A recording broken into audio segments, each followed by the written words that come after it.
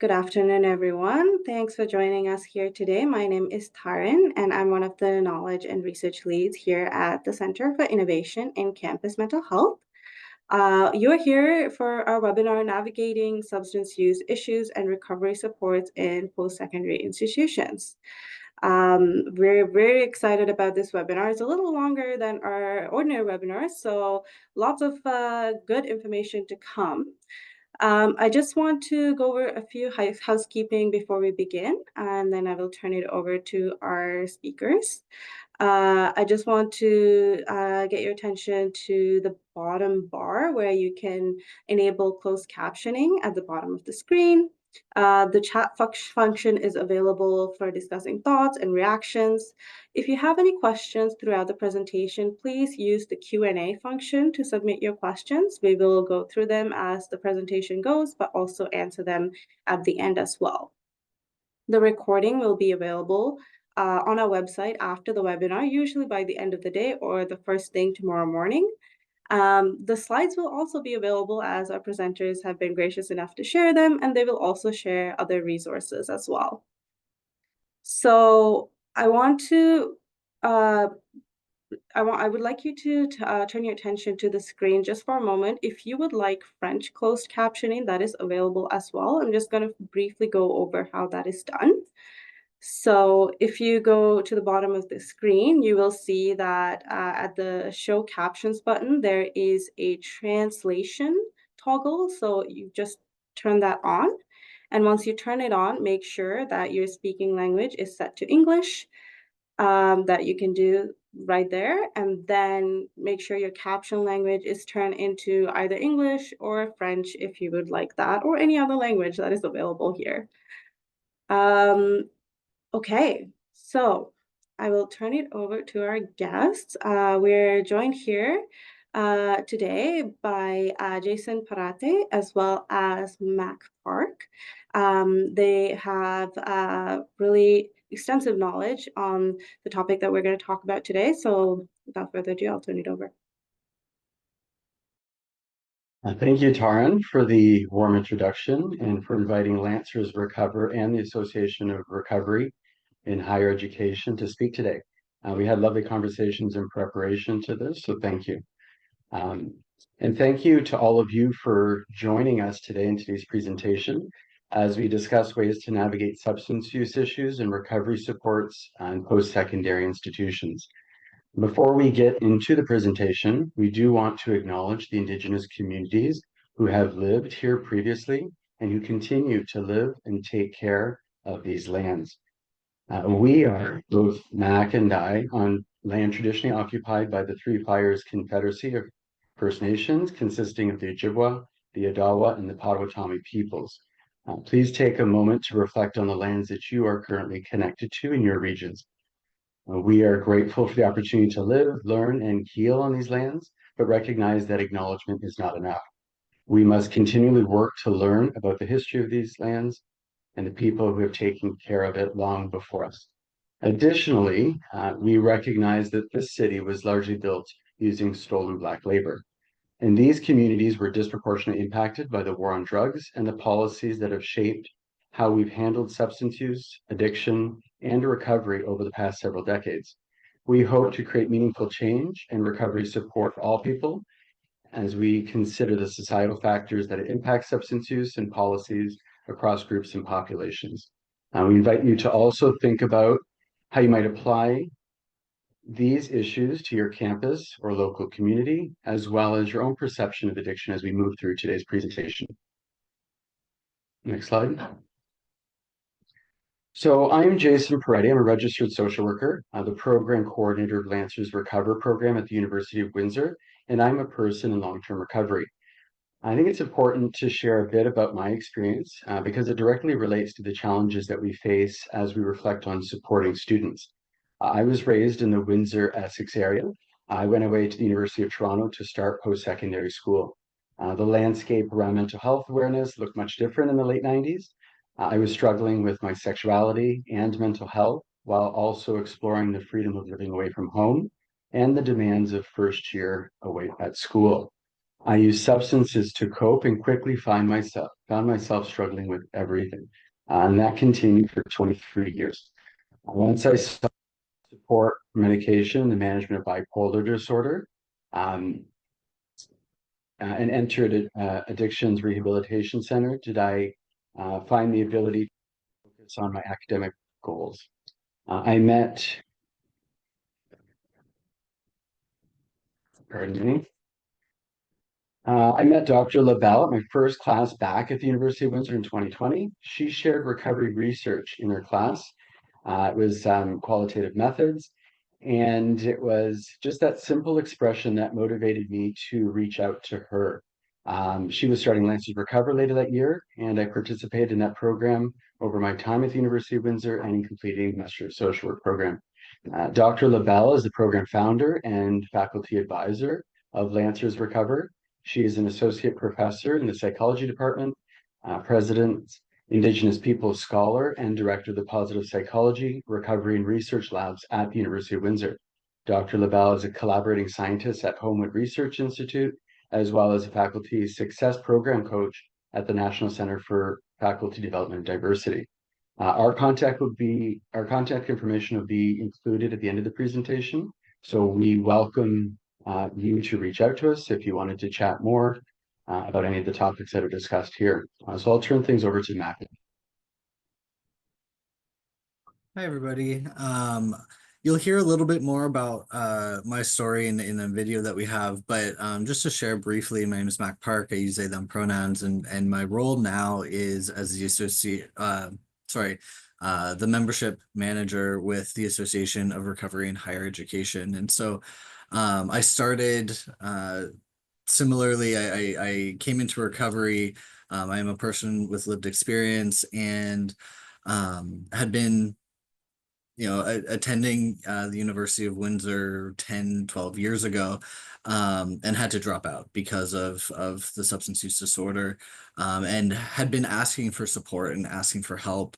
Attended the counseling center, attended the psychological services center, was trying to find support, and wasn't able to get the support I needed for substance use and addiction specifically. And that ended up resulting in me having to withdraw from the university. And when I came back into recovery, I wanted to go back to school and finish my degree. And so was very fortunate that I had the privilege and opportunity to help run Lancers Recover when it's when it started in 2020 through last year, and then was excited to have Jason take over that position, and to work alongside Dr. LaBelle as well.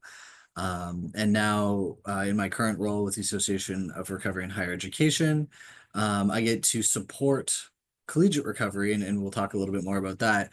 Collegiate recovery programs across all of the United States, Canada, and the UK. So doing similar work, but on a international scale. So yeah, I'll leave it there.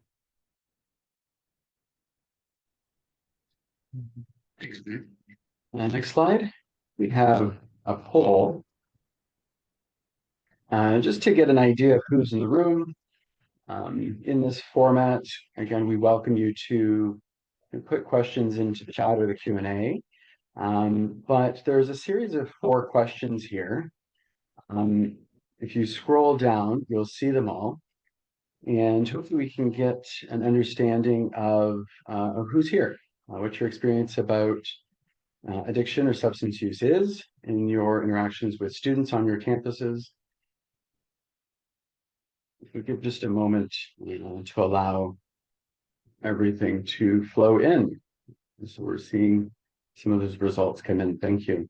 Thank you also to those of you that completed the presentation poll. I know we've received a few questions there that we will address. And if you do have any questions, again, please feel free to put them in the chat. We will have a Q&A at the end of the presentation. We go through them at that time as well. So we've got look, 25 participants that have answered.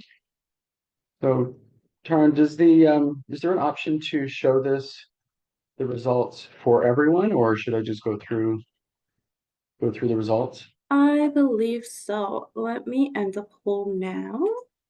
Oh, share results. Perfect. So you will be able to see the results now. Okay. Okay, so you can see them. I suspect, as I can as well. So we have a majority of staff. There's a few students here, some faculty, and a few community members. Welcome, everyone. We have question 2, overwhelming response. Do you know someone who has struggled with substance use? And 96% of you have said yes. So this presentation is definitely meaningful. There'll be opportunities later for us to reflect on those relationships and those interpersonal dealings with those individuals. So I welcome you to reflect on those people in your life that you're working with.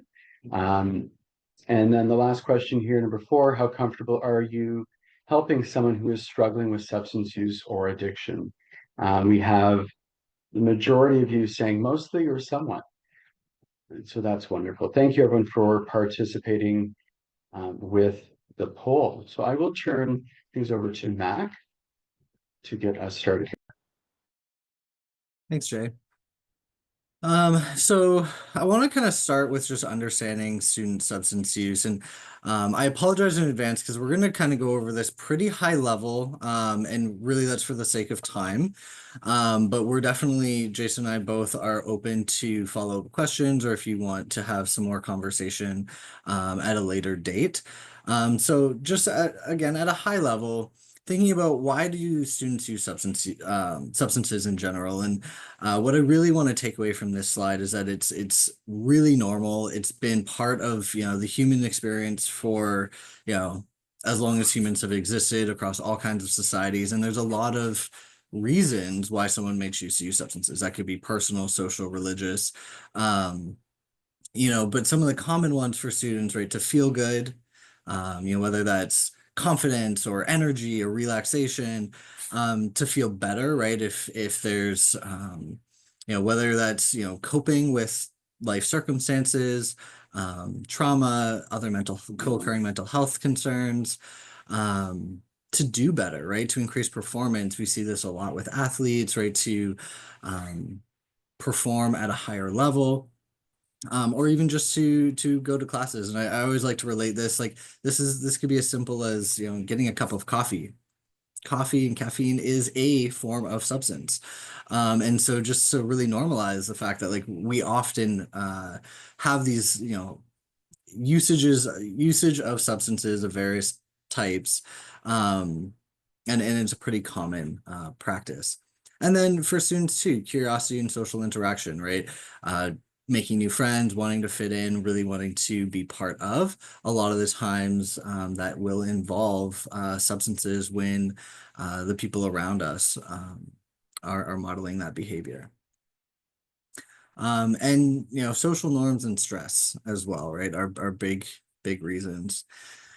And so when I talk about addiction and substance use, I always like to think about it on a continuum, and that's sort of the image on the bottom left is substance use isn't just, you use substances or you don't.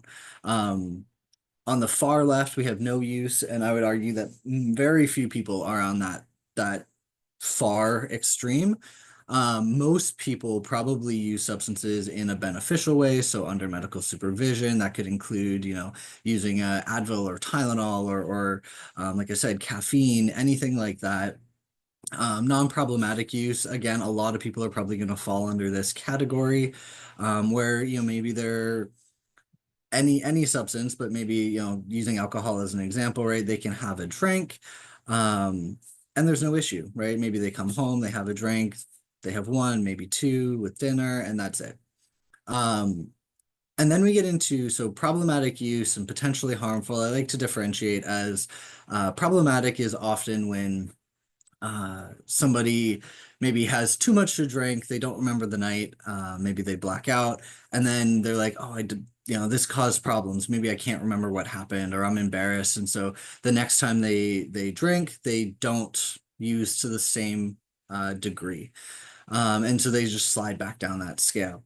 Potentially harmful is when it starts to be that, they're experiencing consequences from their use in a routine or consistent way. And it's becoming a pattern. And then substance use disorder or addiction or substance use issues, sort of that far right side of the spectrum, is really around they're experiencing the consequences and continuing to do use the substance in that way. And often, as somebody who has been on that side of the spectrum, right, we need help to be able to slide back down the spectrum. And sometimes that means not using substances at all. And we can talk about that a little bit in a moment as well. Addiction is in fact impacted by all kinds of factors. So that includes our biology and our genetics, the environment that we find ourselves in, as well as trauma and experiences that we have growing up. And all of those increase risk of substance use disorder. I'd get more nuance into that a little bit if I was doing like a full training, but just I'll leave it at the fact that there's a lot of factors. And so really recognizing that, nobody wakes up one day and says, I want to struggle with substance use, or I want to, you know, experience the consequences of addiction. And so one of my favorite definitions of addiction is that it's really an impulse to heal that is misdirected and thwarted by circumstance, right? Often, for those of us who have struggled with substance use, it's, we use substances because they worked for a while. And I'll say for myself, it really did save my life at certain times in my life, and then it didn't work anymore, and it started to cause more problems. Which brings me into recovery, right? Understanding, again, at a very high level, what is recovery? And so when I talk about that, we often think, okay, abstinence-based recovery or harm reduction, and there's this sort of a conversation about both. And I would say they're different forms of one another. Abstinence is one form of harm reduction. And there's often other forms of recovery as well that people don't always bring into the conversation. So things like using medication, moderating use, inpatient residential treatment. So that's if you're thinking, often we see in media and films, right? Like, rehab kind of situations. And the only thing I always caution with this is that's really great as an introduction to recovery, but we always want to make sure that there's ongoing care, because treatment on its own without ongoing recovery support can actually be more harmful, but can be a really good first step for folks. Counseling in outpatient groups also really helpful for a lot of folks. Fitness and wellness programs are something that we see a lot of now as well. And then a ton of peer support programs. So most folks are probably familiar with 12-step programs, things like Alcoholics Anonymous, Narcotics Anonymous. There's also 12-step programs for like friends and family of folks who are struggling. So like Al-Anon or Nar-Anon, just as to name a few. And there's 12-step programs for just about any sort of addictive behavior as well, or some substance-specific 12-step. But outside of 12-step, there's also things like Smart Recovery, which uses relational emotive behavioral therapy, cognitive behavioral therapy techniques, motivational interviewing. So very evidence-based, but still peer support. Recovery Dharma, Wellbriety, Melody Islam. So various, so like Buddhist practice and indigenous practices and Islamic practices that are more encompassing and inclusive of people depending on their own life experiences and religious practices. There are 12 various peer support programs available. The SAMHSA definition of recovery, it's a journey, right? As opposed to a single event, it's an ongoing process. It's unique to every person. So just because I recover one way doesn't mean that will work for the next person. Really, it's around trying to find health and wellness, live a self-directed life, help folks reach their full potential. And the last part of the definition, which I really like, is that hope or the belief that the challenges and conditions of addiction can be overcome is the foundation of recovery. Um, and then I guess I'll just end. Even inclusive definitions of recovery still imply recovering from a problem. And so some later, like more recent research is suggesting, a shift in language to people who are thriving and self-improvement.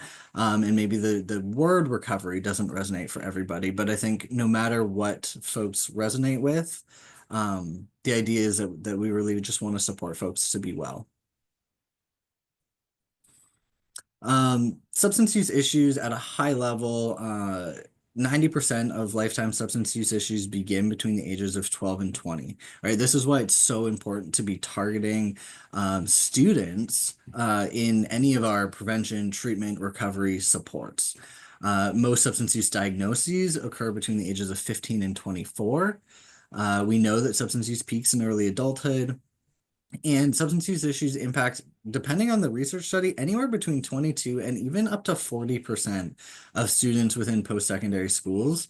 These are based on US studies, but we also know that in Canada, the research is very similar. And in Canada, I think I might have this stat later on, but 21% of Canadians will meet a lifetime diagnosis of like a substance use disorder. And so there's a very high overlap, right? We know that often if 21% of Canadian adults are meeting this criteria and 22%, give or take, of students would meet this criteria, we know that a lot of folks are educated and employed and maybe not what we're stereotypically thinking of when we're thinking of someone struggling.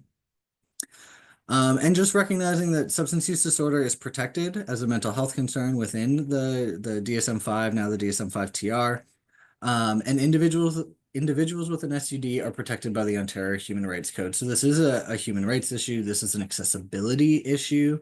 And that's something that we have to make sure that we're thinking about when we're providing support on campus.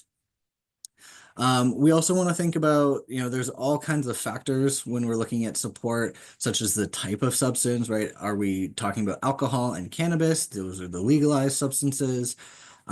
Students we find often are taking things like Adderall or amphetamines to help, focus or study or, stay awake longer. And we're seeing increased like purity of that substance. So the essentially the dosage is much higher than it used to be in previous years, which has other health consequences. Pink cocaine is something that has emerged just in the last few years that's really common within sort of post-secondary student populations. And most folks are probably aware the opioid crisis that really over the last, it's been almost 8 years now, was declared a crisis both in Canada and in the United States and other places in the world. And fentanyl is a big part of that crisis now. And synthetic variations of substances. Xylazine is a big one that we're seeing now. And we're finding these in substances that are not opioids. So people are thinking that they're taking one thing and having an accidental toxicity that may end in fatality because it is actually contaminated with fentanyl or other substances. As a trend, we're seeing the way students are using substances. We're seeing fewer students drinking overall, but we're seeing more students use cannabis. We're seeing a lot more harms to first-time users because of the drug supply. We're seeing really over time a persistence in the way that there are issues on campus, and that is persistent, but the substance may change, the way it's used may change. But the reality is there's still a lot of people using substances. And the media, really promotes universities as a place, for partying. One of the things that, when you're watching movies and we're sold this idea that, university is supposed to be the best time of your life and it's a time to party and make mistakes. And it's really unfortunate because, you know, that's the mentality I certainly had, and I certainly don't want to think that I would have peaked in my, you know, late teens, early 20s, going into university. And then, you know, intersectional factors, right? Again, I don't have time to get into it in depth, but really thinking about, you know, the impact of, you know, to us LGBTQIA plus students, you know, the impacts of various cultural or religious identities, and the use or the acceptance or the availability of support or punishment, that's, you know, within various cultures or community groups. And not to mention, really, you know, anti-drug laws have always been rooted in racism. You know, again, both in Canada and the US, the history of anti-drug laws, um, yeah, have been significantly impacted by racism. So talking about how we can address student substance use, I am going to show you a film that we put together as Lancers Recover, that gives you an overview of what our program is. We'll talk about that really briefly and then talk about collegiate recovery programs. And then Jason has some more interactive components. So I'm going to try to play this and hopefully it works. If Jason or Tarn, if one of you can give me a thumbs up once I play it, just to make sure the sound's working.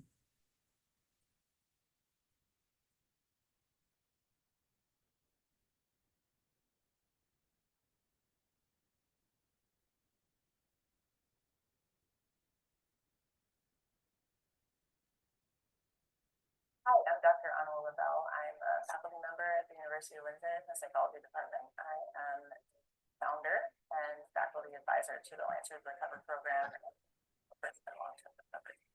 My name is Mack. I'm program coordinator for the Lancers Recover program on campus. I'm also a Master of Social Work student at the University of Windsor, and I am a person in long-term recovery. So as a person in long-term recovery who started their educational journey after entering recovery, I spent 6 years of my education in institutions that didn't have formal recovery support, which was terrifying, knowing that I was intentionally putting myself in a situation day in and day out where alcohol is the norm, where all social sort of situations involve alcohol. Any sort of social activity, sort of community building on campus was always related to alcohol, if not directly surrounded by alcohol. I had professors that held office hours in bars. I had things like professional conferences where I had to go and present research, which was really exciting, but also scary for someone that didn't have that experience. And those sorts of spaces were just fueled by alcohol. So when I first came to university, it was really normalized that what you did was drink, and that's how you got to know people and socialize. And so what I didn't realize was that once I started drinking, I wasn't able to stop, and I wasn't able to stay sober or get sober for going to classes and focusing on my academics the way I wanted to. So one of the things that I did about halfway through the year, I actually reached out for help on campus. And what I found was that the services on campus just weren't prepared to support students struggling with addiction, because there's so much stigma around substance use. The struggle of being a student and the struggle of being a person in recovery are stressful each individually, but then when you add those two identities together at the same time, it really places a strain on your studies, on your well-being. At Windsor Recover, we really want to meet students where they're at and support them along their recovery journey, whatever that looks like to them. Recovery is such a unique process, and we're not here to dictate what recovery looks like, but we really want to support students in being able to achieve, you know, their own best selves and a level of well-being as students, and so achieve their academic, personal, and professional goals to the best of their ability. Having a student recovery program on campus sends a very clear message that it's normal to choose to not drink or use substances in a place, in a time, in a person's life where everything is directly to the contrary.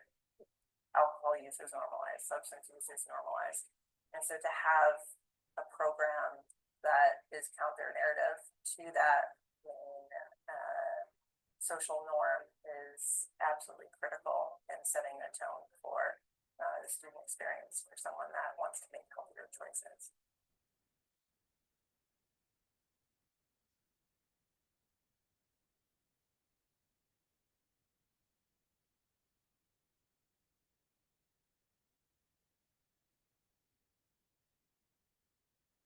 So my name is Jen Meyer. I'm a person in recovery. I am a fourth-year psychology political science student with a certificate in gender studies. My name is Ilgamaro Panopulo. I'm a fourth year in the Behavior Cognition and Neuroscience program. I'm a person in recovery. My name is Don. I'm in recovery. My fourth year postdoc. Lancers Recover is a very important style of recovery. It's very unique in that it's very accepting of all types of recovery. All recovery to me means that you can continue to go to whatever meetings that you're being helped by. You can continue to use the strategies that have worked for you, but you're also going to be introduced to new strategies, to different types of ideas that maybe you haven't heard yet.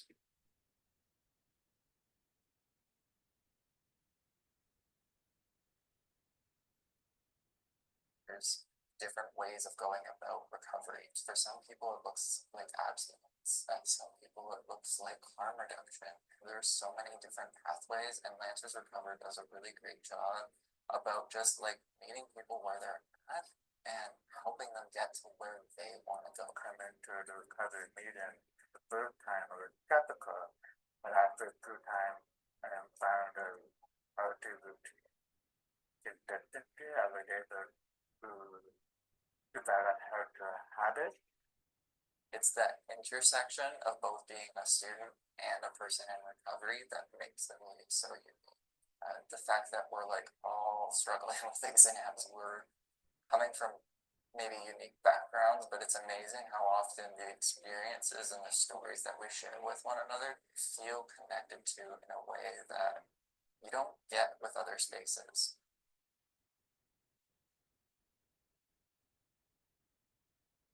I've also attended movie nights, board game nights. Those are incredibly important because you're creating a culture of recovery in a space that's safe. You don't feel like you're going to have any pressure to use or not feel supported in your decision not to use.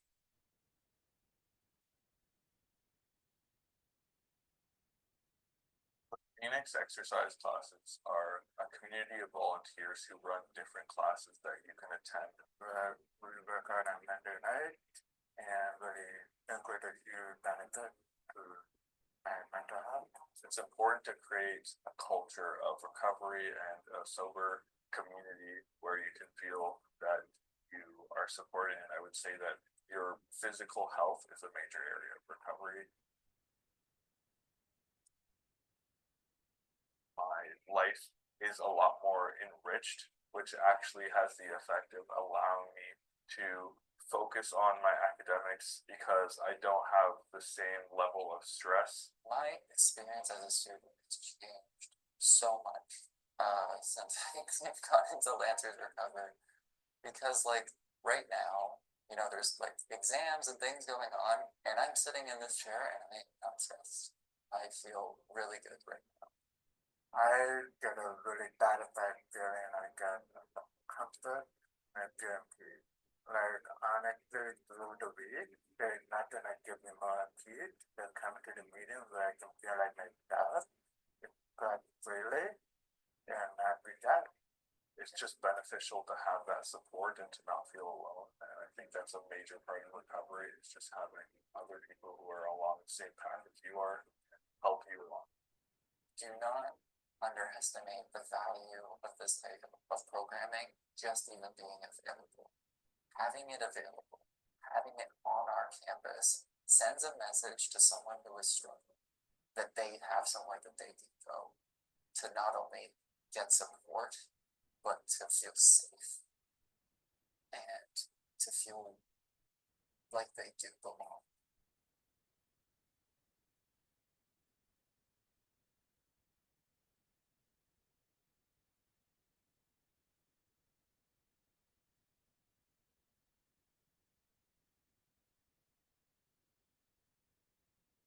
Awesome. So I hope everyone was able to hear that okay. If you want to find that video again, we do have that on the Lancers Recover website. So you're welcome to always take a look at that in the future, or please share it with other folks that you know. A really high overview about the program, and Jason can answer more questions later about sort of what they're doing now. But Lancers Recover is a student recovery community. It was modeled after the collegiate recovery programs that started in the US. At Windsor, we launched in 2020. We were the first in Ontario, and as far as I'm aware, still the only program in Ontario. We were the second in Canada after UBC, but there's now over 30 programs in development across Canada. Calgary, and then they actually applied for a grant. Talk about that in a moment as well, to fund through the province. So the province is funding collegiate recovery programs to start at every publicly funded institution in Alberta. Saskatchewan's also doing some amazing work as well. And so our mission at Lancers Recover is to provide support for students in or seeking recovery while they're pursuing their academic, professional, and personal goals. It is evidence-informed and theory-driven. And all kinds of things, right? So the peer support, the recovery meetings, right, and providing that accountability. And that's, really the smaller percentage of students who are sort of needing that acute care, providing a lot of referrals for folks who need additional supports. But then there's also a lot of prevention and education pieces that we do for a broader segment of the population, and providing sober social events for folks who may not be in recovery, but are just looking for, a place to go without substances or to feel comfortable, whether they don't use for personal reasons, religious reasons, what have you, to be able to, especially those high drinking and high substance consuming times of the year, things like St. Patrick's Day was modeled in the video, to have alternatives on campus. And again, just that overall health and well-being promotion for supporting all folks. We can all benefit from some of that. And then looking at like a continuum of treatment and recovery, right? Most people are probably familiar with this stages of change model from Prochaska and DiClementi. And looking at the fact that depending on where someone is in a stage of change, that's sort of how we want to introduce them to programming, right? So folks that sort of that pre-contemplation, entering contemplation, doing more prevention and education, more targeted education and support as they enter sort of a preparation phase, that direct intervention support as they're ready to move into an action phase. But then we really need to be looking at recovery, because so often the conversations, especially at provincial and federal levels, are focused on the prevention and the intervention treatment, but we're not often talking about recovery. And so that's so critical for folks to stay in the maintenance stage and not have recurrence of symptoms. And we'll talk about how stigma impacts some of that a little bit later as well. The key to this history, you don't need to know all of it, but you have it in the slides if you'd like to learn more, is really that this is not a new concept. Collegiate recovery has been around since 1977, and there is all types of research and evidence base to show that they are effective and they work. They are cost effective for institutions once they get going. And it's really well supported and increasingly supported by the federal government in the US. The last 4 presidential offices have all named collegiate recovery as a priority in the National Drug Control Strategy. And so it's really, it's a bipartisan topic, but a really, really high priority. 92% of students engaged in collegiate recovery remain in recovery while in college. 90% of alumni persist into long-term recovery post-graduation.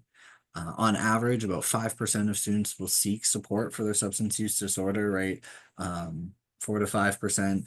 So it's a really low number of folks who actually could get support. So we really want to see that number increase, but collegiate recovery helps increase that a little bit.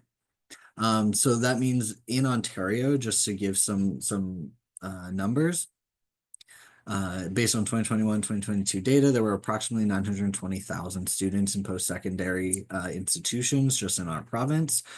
So that suggests there's about 46,000 students who are currently in or have previously experienced a severe substance use disorder in which they were seeking treatment, because we know that often folks at the highest severity are those who will seek support. I'm not going to read all of this. This is really just talking about, again, collegiate recovery, but peer support is really at the core of what it is. But it's specific to, you know, I think general peer support often misses a lot of the nuances that are needed for substance use recovery supports.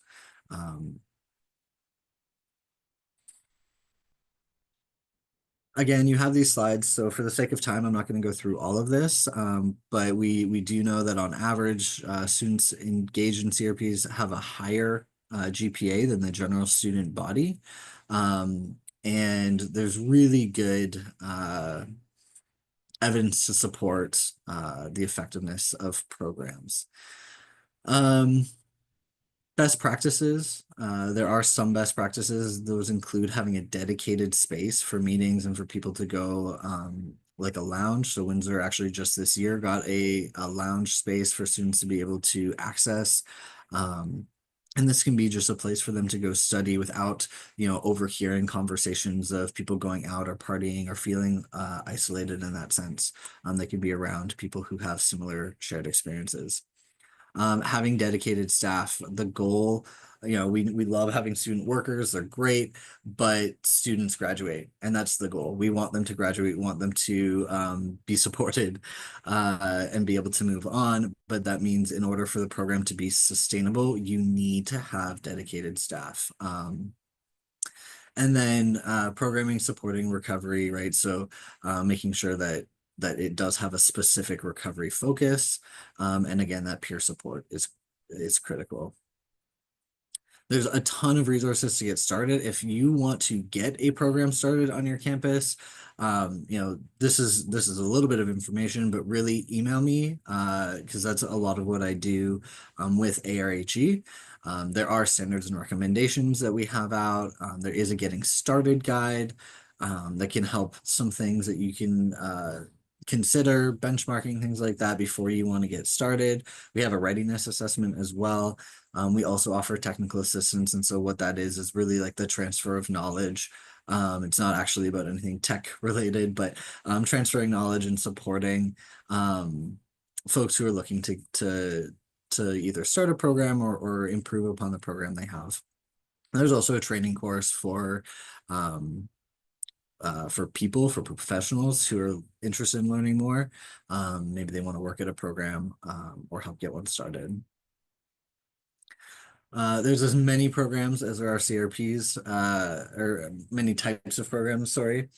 So it's really about finding what your student need is, your institutional culture is, things like residence based, so folks living on campus or campus center based, so maybe it's part of a wellness center. Clinical versus non-clinical, right? So some programs do have clinical staff, if that's, you know, counseling center, therapists who are trained specifically in substance use disorder to be able to support students in the collegiate recovery program. Maybe other students as well, but right, but having that clinical piece, there's a case management piece, and then there's non-clinical programs, right? Where it's mostly programming, peer support, meetings, things like that, and there's not that clinical component. Membership versus open door. So programs initially started very membership based. A lot of them, it was like you had to have, you know, 3 months abstinence or 6 months abstinence before you could join, and you had to sign a paper agreeing to certain terms and conditions. And there are still programs that are really successful that are formulated that way. There's also programs that have very open door policies. So anybody can drop in anytime for any event, any meeting, and really everybody is accepted, and we really want to just provide support. And so again, it really depends on what other services are on campus dictate a lot of how programs structure themselves. And again, there's all kinds of models for, you know, state or province-wide expansion where either a state or a province is funding some initial startup funds for programs to get started, but the ultimate goal is an institution would end up absorbing that cost. Best practice is that, you know, if there is another funder, it would be tiered over time. You know, and that's done really well in a lot of these statewide expansions. This isn't all of them. These are just some of the best examples of how they've been done successfully. IBX, for example, is Independence Blue Cross Foundation in Pennsylvania. So that's a third party. That's not even, you know, the state being able to fund the startup.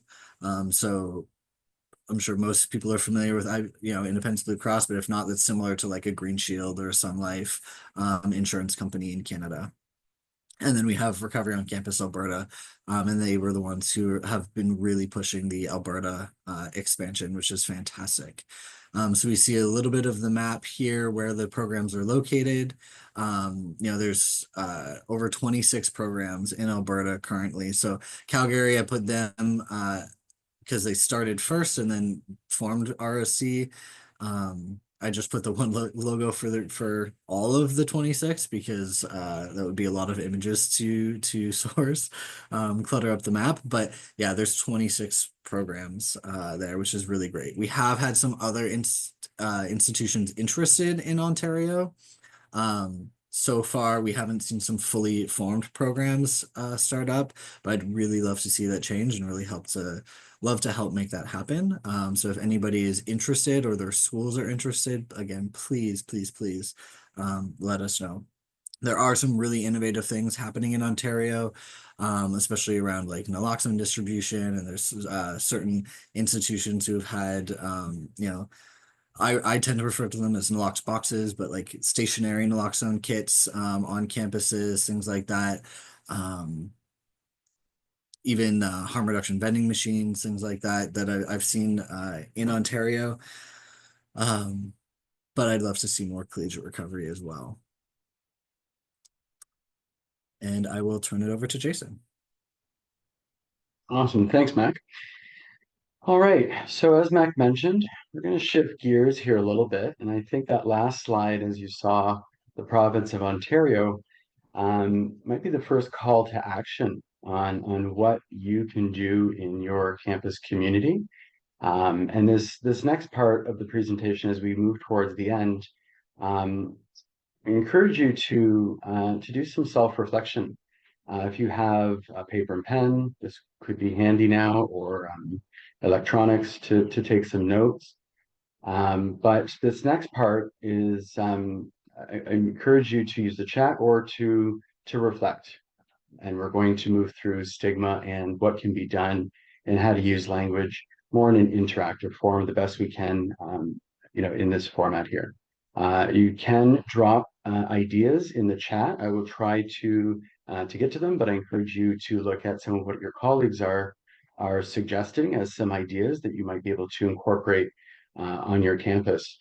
For those of you that we're approaching the top of the hour, this is a little bit longer, as Taryn mentioned. I'll drop my information here for those of you that do have to sneak out early. This presentation is recorded, so you can refer back to it as far as what might be missed. But please reach out to me. I can get you in touch with Mac or with Dr. LaBelle as well. All right, so as far as stigma, you've heard this term before. And in developing this presentation, we wanted to you know, create opportunities for you to reflect rather than just transfer knowledge to you. A quick look back into where stigma originated as far as ancient Greece. It was used as a sort of branding or mark that could differentiate those who were enslaved. According to Goffman and Schaff, this sentiment prevails today as stigma can be responsible for perpetuating discriminatory practices and othering attitudes. When this is applied with power, its intention is to influence control by asserting disgrace and at times punishment. And so why is this important to look at? It's because there are real and measured impacts that could cause harm to individuals and to communities. Both Mack and I described, our personal lived experiences in academic success that were impacted by the institutions of stigma and how that played out in our lives. Stigma solidifies barriers instead of building bridges for those that are struggling. As far as some of myths that you might be thinking about, either from the media, but one of them is that people outgrow substance use. And Mac went through some stats there, but in fact, the rate of substance use diagnoses triple from 7% in adolescence to over 20% in early adulthood. So ultimately, students hide their struggles from peers, feel like something is wrong with them. This isolates them from accessing resources and puts them in danger of poor academic performance, of course, potentially drug poisoning, and risk for suicide. Therefore, silence itself perpetuates stigma and internalized shame. So one of the important roles that I have at Lancers Recover is to make connections across campus so that we are getting into the conversation. We have made great connections throughout our campus partners. We're currently under student affairs.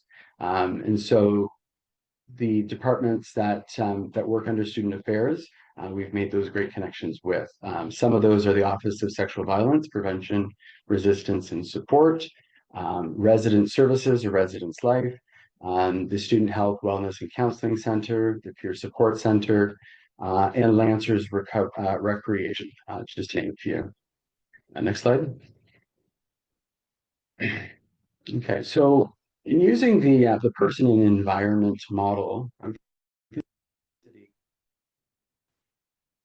of stigma. So at the macro level, I'll pose, some points of thought, and just if you can, you mentioned that, or you mentioned that 96% of you know someone, either if that's someone personally or the people that you work with. So think about, some of how their experiences are impacted from these different levels of stigma. So at the macro level, there's structural barriers that have existed in Canada for generations.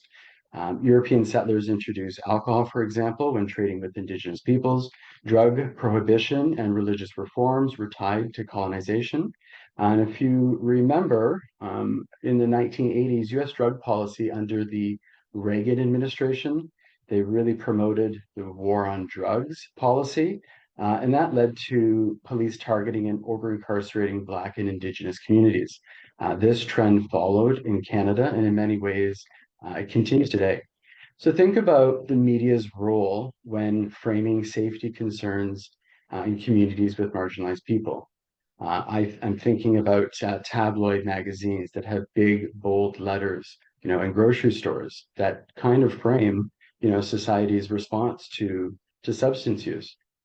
Think about the different responses in criminal penalties that were historically given to people who used powder cocaine versus crack cocaine.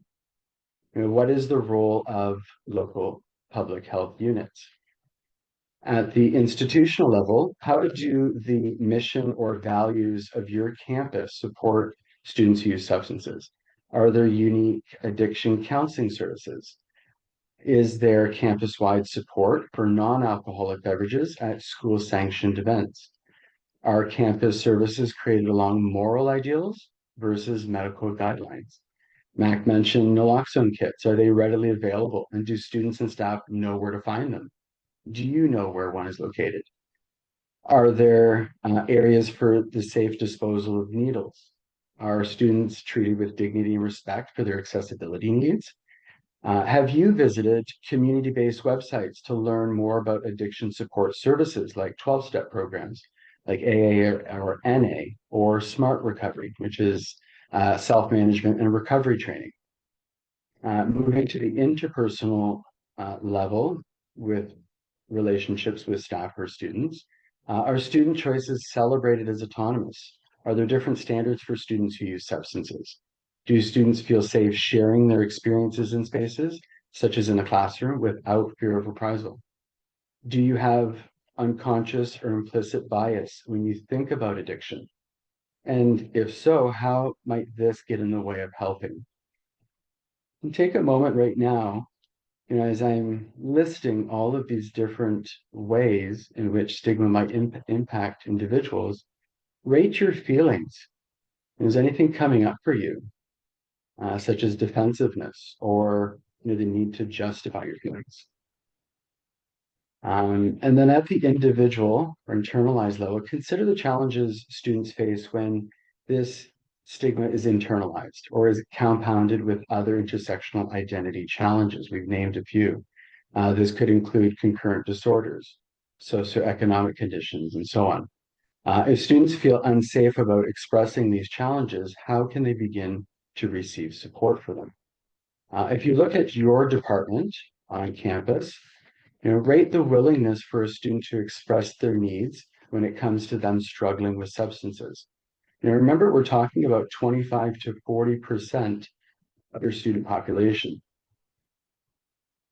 And I should note, if we look at the internalized, the individual level, it is only natural and normal that we are conditioned with a certain level of bias because we exist in this social structure, right, with these cultural traditions.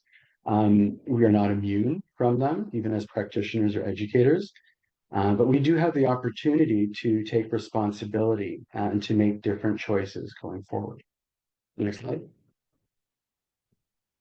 So, coming from what we just looked at these different layers, the individual. So you'll see they're in red, and think about all of the challenges or the layers of stigma that might be either oppressing or compounded onto the individual. You think about the individuals that you say that you work with or that you know. Potentially, a student might carry with them intergenerational trauma or childhood abuse. Also consider a mental health condition like bipolar disorder or generalized anxiety disorder. Think about neurodivergence or learning abilities. Consider socioeconomic or cultural challenges like those experienced by international students or those students who identify as part of the 2S LGBTQIA plus community. Think about housing or financial instability.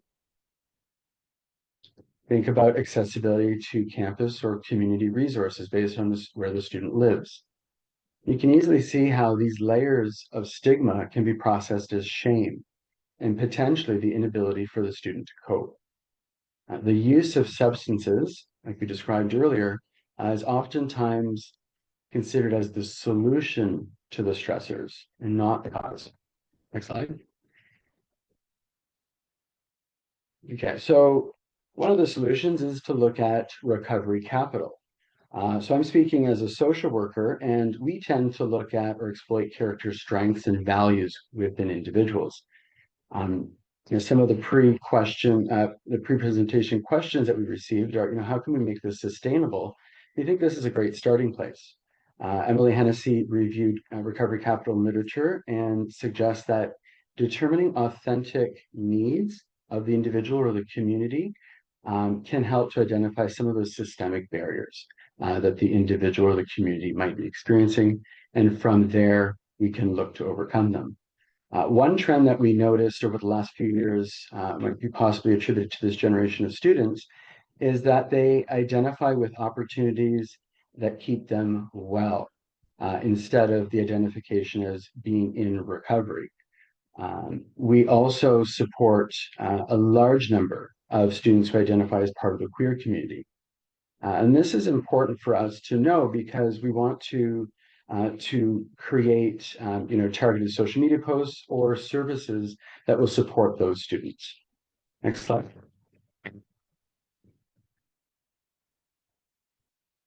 Okay. Again, if you're jotting some ideas down, you can put them in the chat. As we move towards the close of this presentation, I encourage you to create your own calls to action or goals of what you are willing to explore based on what's come up through this presentation, or maybe what you've been thinking about for some time now. So at the structural level, what types of inclusive policies can you advocate for in your community? As your educational institution plugs into the broader community, what does that look like? And what is your role? What is your school's role in that? At the institutional level, what policies might need revision to ensure greater inclusivity or equity in your classroom or your department? How can you challenge traditions that hold unfair bias? And how can you build stronger relationships with individuals so that there's greater trust and safety? Next slide. Okay, so there are a few ideas here of how to be a good ally, and I think that one of them is you being here. So I want to thank you for for participating and showing your allyship as far as willing to examine and reflect on what you can do. Showing up is it's a huge first step. But what I want to focus on is language and communication specifically. Um, the idea of, we just show up and before we start to communicate, there is this space or this presence of being empathetic. And it's a great word, but what is it like to actually practice empathy? What's the difference between genuine curiosity about where someone's at, and that desire to convey your point of view? Some of the suggestions are to resist the impulse to be right and to listen to understand. And I also want to point out, the importance of asking direct questions with respect. Think about, where we've come from as we talk about suicide. In not too long ago, there wasn't as clear guidance as we have today. Today, the suggestion in best practices is to be direct, and it would sound something like this. Are you thinking about suicide?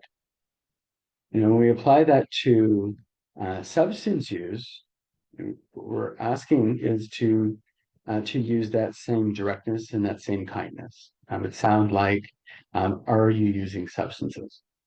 Are you struggling with substance use? And what can I do to help you? And then lastly here, the reminder is, it's the responsibility of the ally to seek out the knowledge and to act as the advocate, not the other way around. To encourage you to be that leader and to create initiatives and opportunities that encourage people to communicate their needs and then listen to them.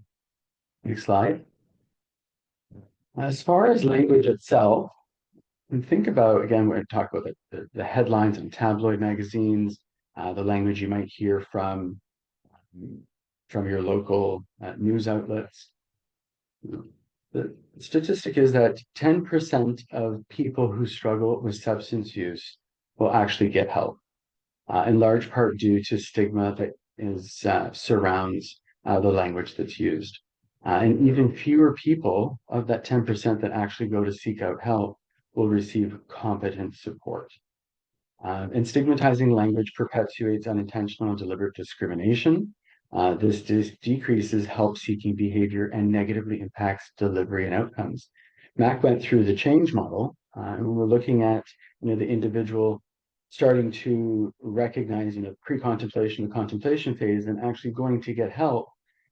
We want to do our best to see through their ability to enjoy the benefits of change and then to stay in long-term maintenance so that individuals stay well. So in the example there, we've given the likelihood of a person receiving support and then continuing to access support based on how they're referred to or what they hear themselves referred to. There is a bunch of language that I don't want to necessarily go over, but you can take a moment to reflect on, or maybe after this presentation, to really listen out for the way that people describe the experience of substance use or addiction. Next slide.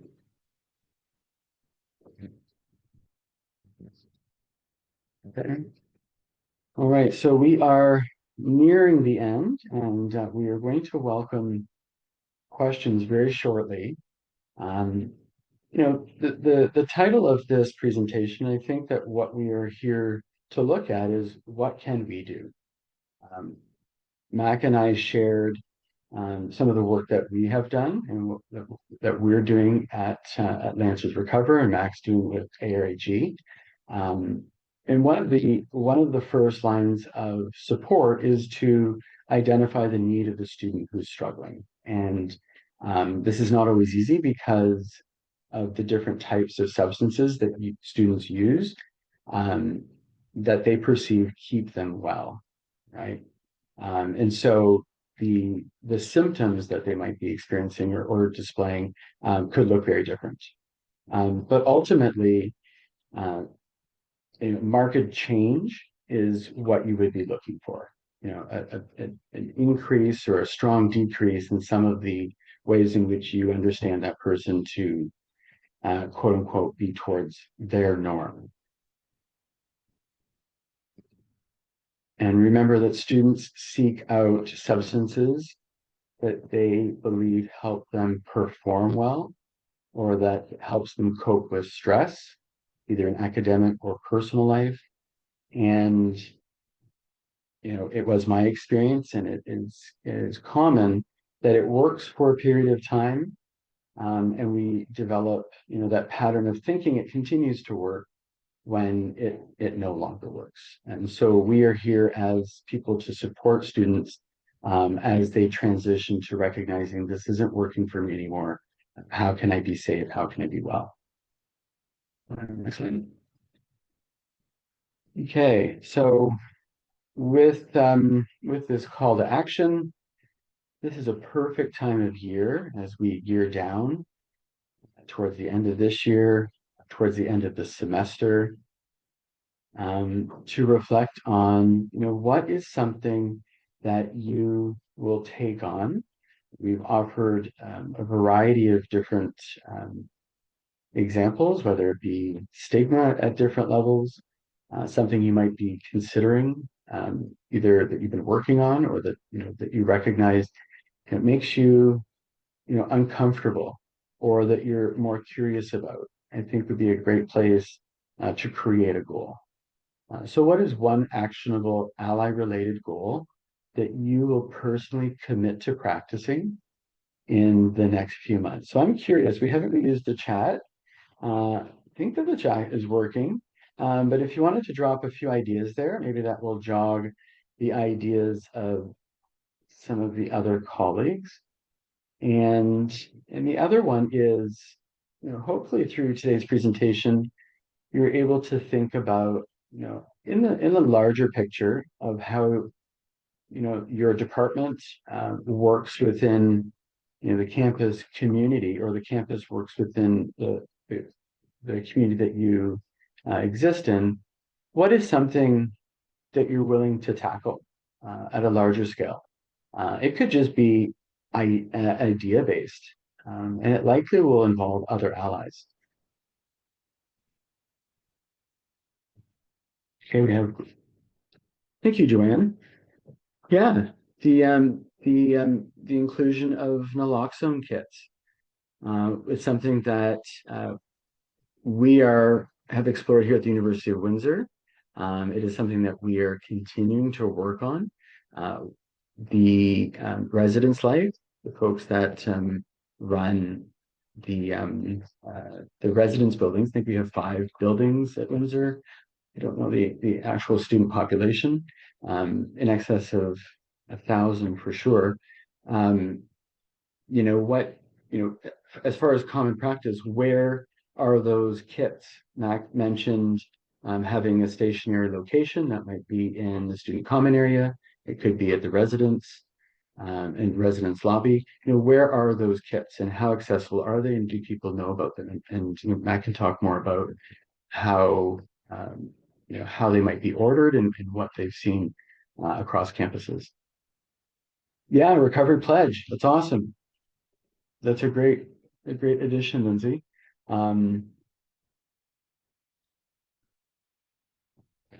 Okay, so events.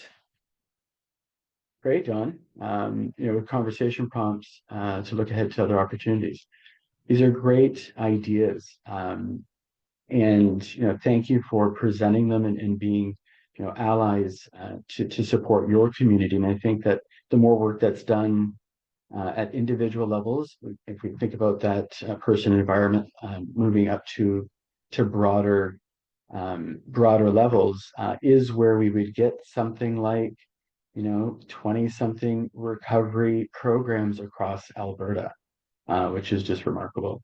So I'm going to turn this back to Taran and open this up to Mack as well for Q&A. So I just want to thank everyone again for being here and participating in this conversation. You'll see my and Mack's contact information there. So we look forward to continuing this conversation. Thank you. Thank you so much, Jason and Mack, for such a great and very informative presentation. If folks have questions, now is the time to put it in the Q&A. I'm really enjoying the activity in the chat. Someone said, I recently visited Carleton University and they have naloxone boxes on the walls in certain areas on campus. That sounds great.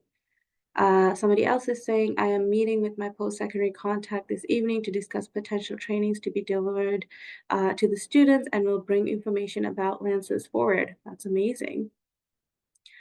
And then another comment, thanks so much for today. It was an excellent presentation. Maybe I can ask a question to you, either you, Jason, or Mack. If folks were to contact you, what kind of information or what kind of supports would you be able to provide them? What instance do you think is, a good reason for them to reach out to you? I would jump in and say, I mean, really, any questions that you have at all about student recovery, or how to start a program, what the program models look like in the US, it would be a really good reason to reach out to me. I think as far as I know, a couple folks in the chat have talked about like trainings, being mindful we don't want to overextend ourselves, right? I think we're very willing to collaborate. If there's, you're looking to do a training on your campus, we can help sort of like train the trainer, so to speak, and we can help provide some resources. I'm certainly willing to commit to that. As far as, broader advocacy, definitely reach out as well. I know most of my focus tends to be US based, despite living in Canada and in Windsor, Ontario. But I would really like to see Ontario and the provincial government be more involved in providing student specific recovery supports. And so if there's any collaborations there, I would love to reach out to folks as well. And Jason, I'm not sure if you want to answer for yourself as well. Yeah, so I just put in the chat there, responding to Carrie. Yeah, I welcome anyone that wants to discuss ideas of what I participated in the program for many years, and now as the coordinator, a bit of a longitudinal understanding of where we've come from, what might be working, and what we're hoping to achieve going forward. I can share some of the resources, some of the workshops. What students have been saying, what is working, to definitely get you started.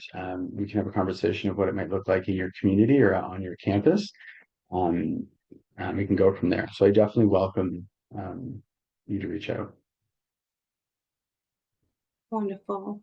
I also want to remind folks that there is an additional resource that was provided by Jason and Mac on tips for allyship that can be found on our website, where I've put the link in the chat. But it's basically the same web page where you may have registered for this webinar. I just want to make sure I go over the question that was asked in the chat so folks are aware. Somebody asked, in the presentation, you mentioned that you have a space for student to access who want to avoid the chatter about substance use, etc. Is this a peer support space, or is this an additional space? Jason, Mac, if you wanted to expand on it verbally, just so that we have it on recording. Yeah, I can expand on that. When we moved into a physical space on the University of Windsor campus, very fortunate. After 4 years, we started the program during the pandemic. Obviously, we all have been through that, and the experiences of living in a virtual world and offering supports and services in that way. But we finally were able to secure a lounge space, which the capacity is 19 people, as well as an office space. So I'm able to meet with students. I do one-on-one peer support or drop-in. I dubbed it as office hours. We've seen students access dropping into the space if they want to chat. Of course, I can make myself available virtually as well. And then we've run our weekly recovery meetings, as well as workshops that we have opened to allies. So it's not just for students that identify as part of the pathway of recovery or are sober curious, but they might be allies. And we have kept the topics pretty broad, right? Like coping with stress, healthy coping strategies versus maladaptive ones. We've got great response from that, and I'm looking to incorporate more of those workshops in the new year. And I'll just add onto that really briefly too, just because the question asked specifically, about peer support space. Because on our campus we do have a peer support center as well, and they do have a physical space where students can drop in and receive peer support. Now, typically this is peer support specific to really like a student identity, if you think about it like from identity perspective. And so this could be anything from exam stress to general experiences being a student, right? How to cope, how to navigate the university, things like that. And so just reiterating that this is separate from like your a peer support center, which is very valuable, but this would be something specific for students who are struggling with substance use or addictive behaviors, to have like their own space. And again, kind of tying it in as much as I think it's really important we recognize and talk about this as a mental health concern, as an accessibility concern, as a human rights issue. Recovery identities are also an identity piece. And so we know that any community does well when supported by folks of similar identities and similar life experiences. And so just as we'd want to support any community, supporting students who have experiences with substance use are important for like that particular cross identity, cross section. Thanks so much for that, Mac. There is a question. Oh, sorry, Jason. Yeah, I'm not sure if you're going to address. So I want to acknowledge Dr. LaBelle is here. I don't know, Taryn, if you are able to unmute Dr. LaBelle or bring her into the conversation. It's Honorable LaBelle. And she's offered, and not to make light of, that the heavy lifting that went into, she was saying that, part of, there she is. So I'll let her, thank you. So I'll let Dr. LaBelle share about, the add-on from gaining that space. Yeah, let me just review the question. So it was about space of peer support. Hi, everyone. Happy to be here. Thanks for popping me into the panel. I just wanted to bring up the point about space because it was such a contentious issue here for us in our developing program. It's at a premium at our institution. For some folks, that might not be the case, but it was really difficult to get space. And even when we were finally offered space, we were offered several spaces before we realized that we were going to need to be very clear with our committee and explain why we needed a private space where students felt safe entering, where we had accessible washrooms, gender neutral. Like there were a lot of things that went into it, and it really came down to me as a faculty, as a person in a position with a bit more power than the students and the coordinator and other people involved, but me leveraging that relationship piece with the decision makers, right? The space committee. And I showed them the video, which you all saw. I shared some of my personal story, and then I explained what we do in this space. And it was actually Mack, who was at one of our meetings, who had information about a space that might work well. And when it was suggested, they were willing to work with us because they had buy-in, and they actually moved someone out of the office space and gave us a classroom and then an office that's to the side of it. So it's lovely space and it's ideal. But it did take a long time. And often with starting these programs up, unless you have institutional buy-in from the beginning, it's a lot of work. It's a labor of love. Really, it was for me. I would like to see that not be the case. Some of our efforts have shifted more toward, how do we ramp up this program at this one institution, and how do we get this written into, provincial law where there's money that is set aside for these programs. And yes, Mac, don't be discouraged. Please keep going. It takes someone that is motivated to get these systems in place, and you need students that are interested. You need someone who is willing to advocate and often share why it's important to them. You got to get buy-in. You got to get people interested and excited to do what it takes to get these sorts of programs up and running.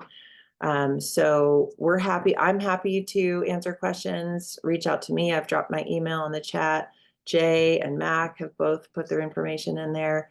When other programs were starting across Canada, UBC, Alberta, we openly shared all of our materials, and that included literally everything that we had. And I had created programs before in the States. So it was, what do you need? We will share. We want to see this movement spread. We want this to work for as many people as possible. Lives get changed through these programs. So we're happy to be here. We're happy to share info and resources. And I'm happy to answer any other questions that come through. Thanks so much, Nala, and thanks for joining us.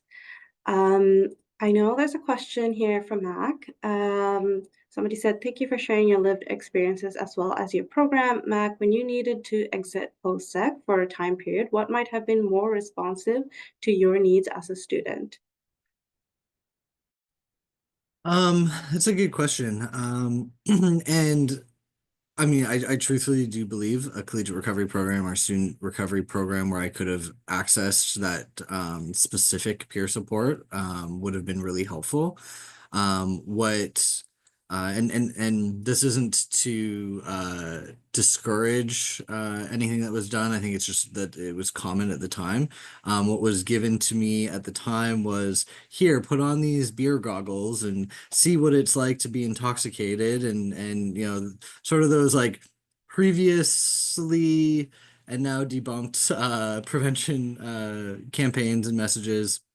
And it was, do you really want to live your life like that? Do you think you can be successful like that? And it felt to me, it was very well intentioned, and I know that, but it felt very shame-inducing. It wasn't as supportive as really what was needed, right? And it was, just stop. It was that messaging of just stop drinking and things will be fine. Just stop using drugs and things will be fine. This idea of you've chosen to do this, and it really wasn't a choice. And I can assure you, I tried to stop. I tried to make as many, promises, compromises, tactics for tricking, myself or other people to encourage myself to stop. I truly wanted to stop. And I was not able to without support and without knowledgeable support. And so yeah, without getting too in-depth or with too many details, I think having folks who are trained specifically is vital. And so even when, I mean, I'm, Jason and I can both probably attest, we took the Master of Social Work program. Well, again, wonderful program, right? There's not really substance specific training, even in, counseling programs. And there are exceptions, but that's pretty standard. There's not a lot of really specific training or supports. And so having folks with lived experience is important. And if lived experience is not available, having folks who have specific training can really help destigmatize. Thanks so much for that, Mac.